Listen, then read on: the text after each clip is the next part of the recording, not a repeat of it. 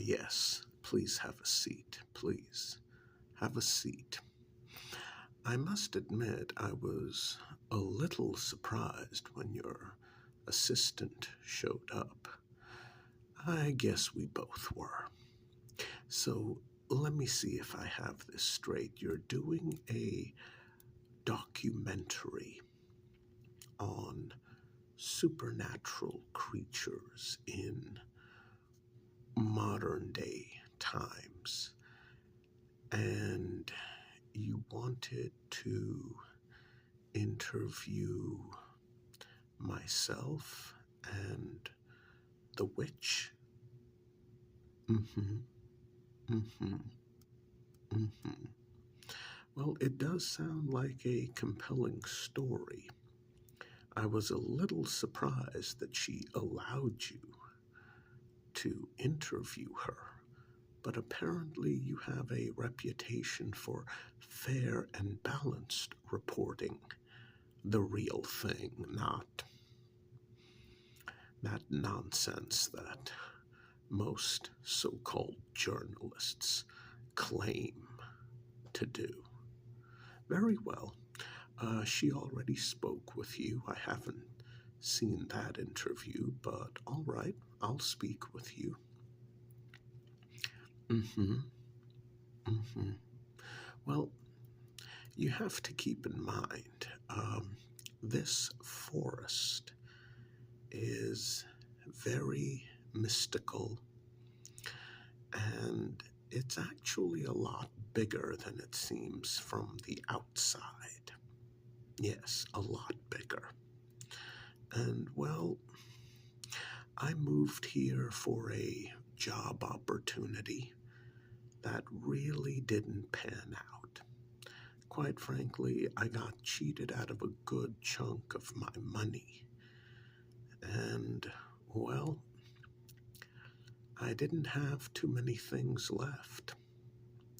As a matter of fact, I came into this forest or woods or whatever you want to call it, not knowing that this was a mystical place.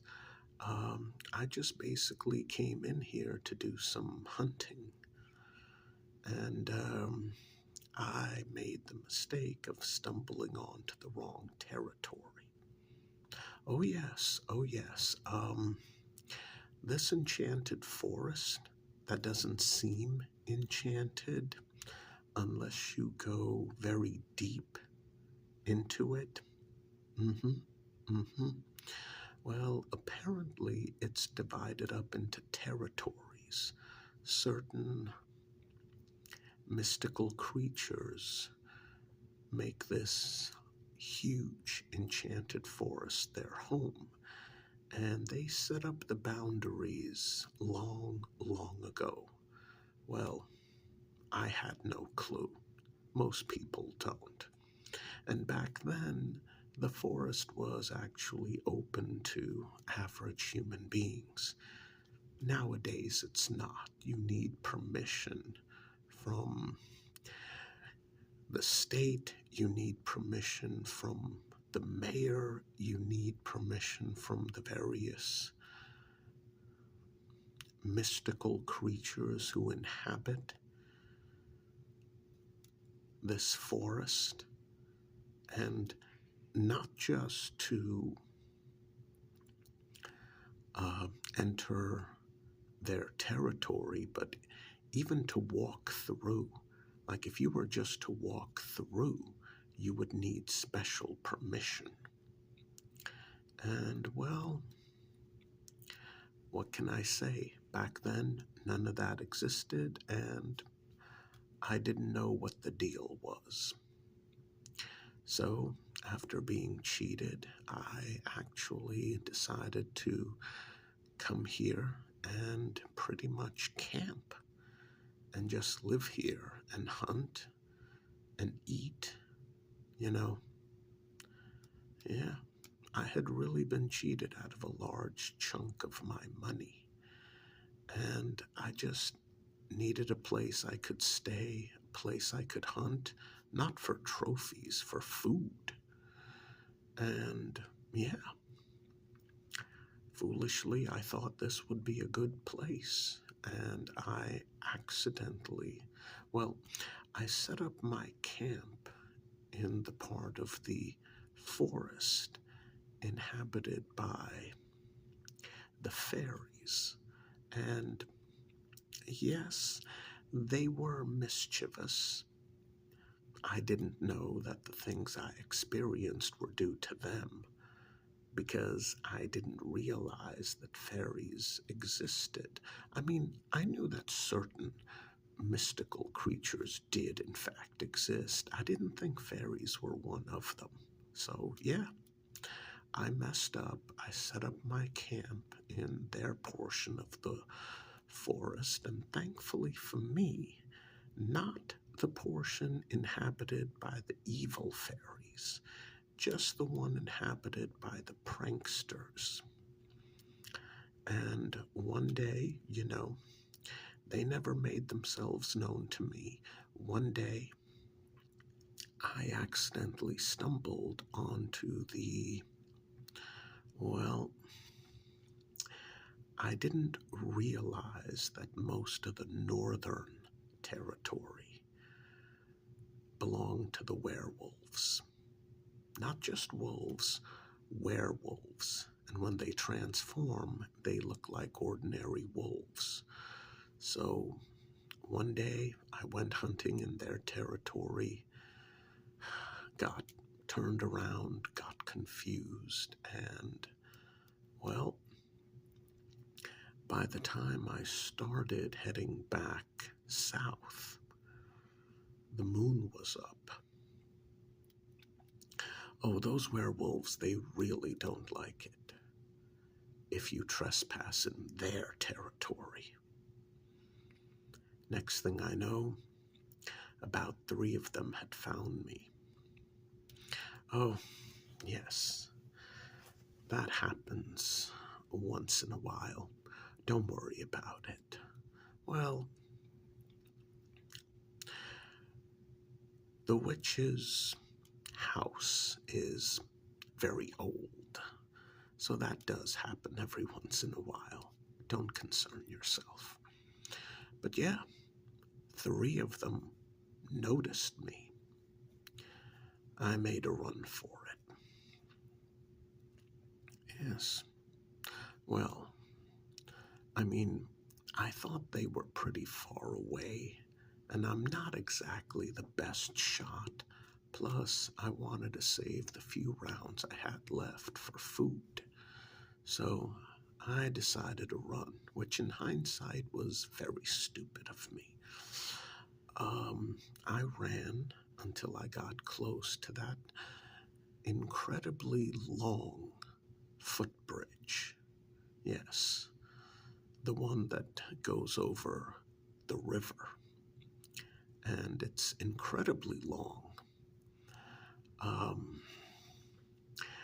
When I reached the footbridge, that's when I was attacked and almost bitten. Almost. But the wolf that had me, I grabbed it by one of the ears and just yanked its mouth away from my arm. I was very fortunate.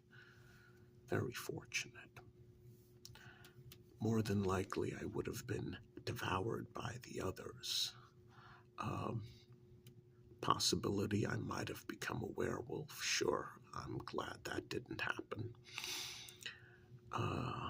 Not trying to discriminate against them, but I didn't realize I was in their territory.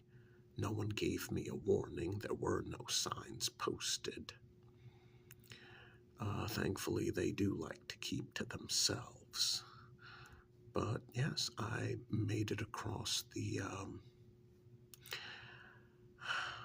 footbridge after being badly injured.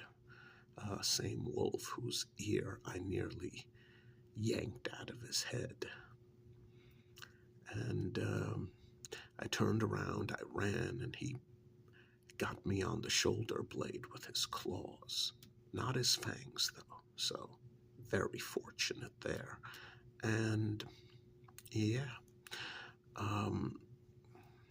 I made it a little bit more than halfway across the bridge, and I noticed that the biggest wolf, or werewolf, out of the three, he stepped in front of the smallest one, the one whose ear I yanked, and prevented him from traveling onto the bridge itself. Yes, he stopped him. The other two ran off in the opposite direction, and the biggest one just looked at me.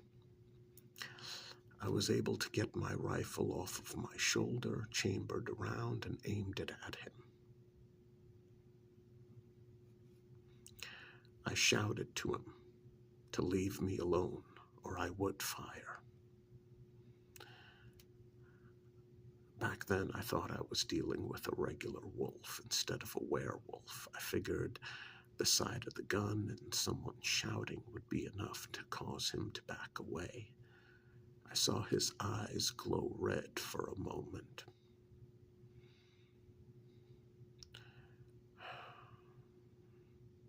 I watched as he sat down at the end of that bridge and just looked at me for a while, staring at me. Eventually, he got up and walked away. Didn't even bother looking back. That was when I passed out. I tried not to, but I did. It was so cold, and when I woke up, I was in the witch's bed, on my belly, and she had transformed herself into a beautiful young woman, and she was tending to my wounds. Yeah. The scratches on my rear shoulder weren't the only ones I suffered from that wolf. Werewolf. The witch basically tended to me. And as I looked around her house, I realized, oh, this house is small. There's a cauldron in the other room. There's not a lot of rooms, and yeah. I noticed some of the ingredients on her shelves. I asked her if she was a witch. She said yes, she was, but that I had nothing to worry about. That if she wanted to harm me or end my existence, she could have done so easily back when I was passed out. She told me that it took a bit of effort, but thankfully she had saved my life. Well, I asked her what she wanted, because one thing I know about witches, if they save your life, oh, you are going to owe them a huge debt, and you better pay them back. She said, well, what can you offer? She said it in a bit of a funny, sarcastic way, but at the same time, I knew she wasn't joking. I mean, it's not that all of them are evil, but you just have to remember when you're dealing with a witch, nothing comes for free. There is always a price. And if one of them saves your life, oh, you are going to pay a very high price. So, I explained to her my situation. I explained that I realized I owed her a great deal, and that perhaps we could work something out. She seemed agreeable to that. She told me to get some rest and we would talk in the morning. I got some rest in the morning. She made breakfast and we talked. She made it very clear that since I didn't have money, since I didn't have enchanted items, that she would accept my labors as payment. Now, I was worried that she was going to transform me into some sort of hideous supernatural creature, but she didn't. I was worried that she wanted me as a slave, but she said, no, no, servant. I want you as my servant. And I asked why. She said, well, you see some of those ingredients on the upper shelves? I said, yes. She said, I lost my ladder a few months back, and I can't reach them. You're tall, you're strong, you can reach them, you're a man. I said, yes, that won't be a problem. She asked me to pick up a couple of jars for her, and I did. And I asked her, well, I know you lost your ladder, but couldn't you buy another one? She said, no. The one she had was made out of enchanted wood. And the last thing she wanted to do was buy a modern day one where if she fell from it, she'd get injured. The enchanted one she had could grow several meters tall, and anyone on it, if they fell from it, they wouldn't be injured. But she lost it. She suspects someone stole it. But if I were to reach up and grab something for her, well, there's no chance of her falling. Also, she hated taking out the garbage, so she wanted me to do it. Okay? And her exact words were, you're a man, that's your job, so you take care of it. And I did. I mean, it's not like she was frail or fragile, but she just didn't want to take out heavy bags of garbage. And then she mentioned that there were exterior parts of her house that needed mending, fixing. She asked me if I owned any power tools. I did. You know, what type of man doesn't own power tools or have his own set of hand tools to go along with them? So I ended up doing odd jobs for her around the house. She enjoyed it. I had a place to sleep. She had a spare bed. She made food. And plus, like I said, she's not that ugly to begin with. And at the same time, she can easily transform herself into a beautiful, young, short woman. I mean, that's one of the reasons she needs me to grab things from the top shelf for her. I mean, it's understandable. And yes, I ended up staying here for about 5 years.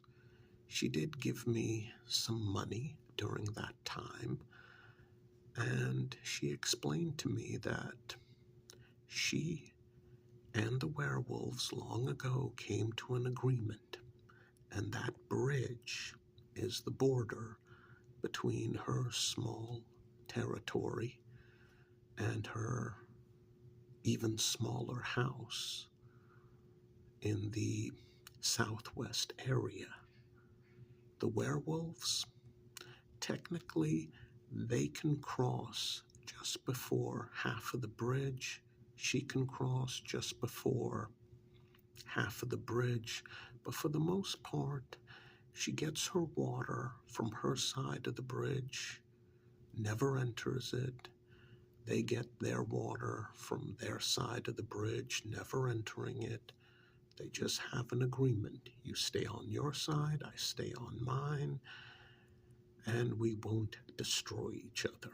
Although, quite frankly, those werewolves have no clue how powerful she is. But yes, I basically became her manservant. And, you know, I had a place to live that was a lot better than my tent. I had companionship, and most of the time she preferred making herself look like an attractive young woman. I mean, let's face it, if you could do that, why wouldn't you? And after a while, I get to I get to know her, and you know, even without the physical beauty, she's a genuinely interesting individual. I got to know her.